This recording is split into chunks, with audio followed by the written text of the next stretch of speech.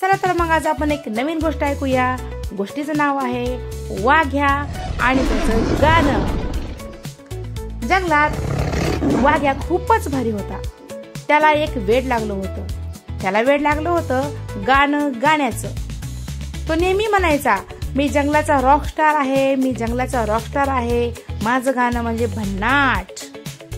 त्याला गाण्याचं इतकं वेड लागलं होतं की तो कधी नदी किनारी जाऊन गाणं म्हणायचा, कधी झाडावर जाऊन गाणं म्हणायचा, तर कधी डोंगरावर जाऊन गाणं म्हणायचा. एवढंच काय, झोपताना सुद्धा तो गाणंच म्हणत झोपायचा. त्याला रॉकस्टार होण्याची इच्छा होती.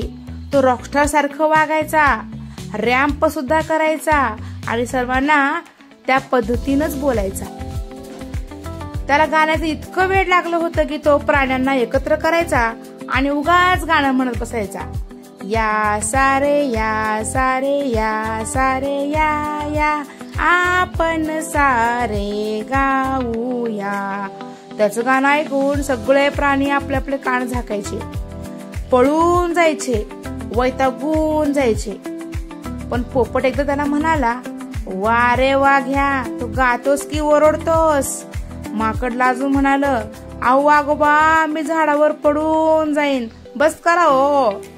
मग हत्ती म्हणायचा, अरे कोणीतरी माझे सोंडेने माझे कान झाका रे, मला वैताग आलाय वाघ्याचा, कधी हे गाणं म्हणायचं बंद करेल काय कळेना.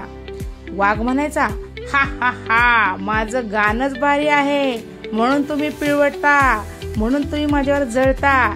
तुम्ही जळा रे जळा, पण एक दिवस मी रॉकस्टार होऊन दाखवणारच.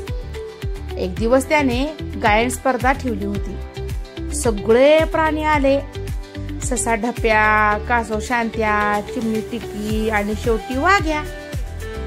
तो उभा राहिला आणि मोठ्याने गायला लागला.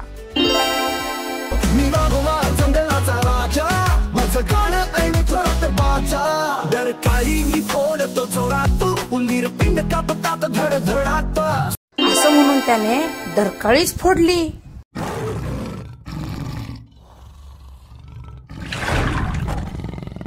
सर्व प्राणी खूप घाबरले आणि त्यांनी डोक्याला पाय लावून ते दूर पळून गेले. पण एकटा टिंकलू उंदीरच तिथं होता. मग वाघ त्याला म्हणाला, काय रे टिंकलू, तुला माझं गाणं आवडलं वाटतं?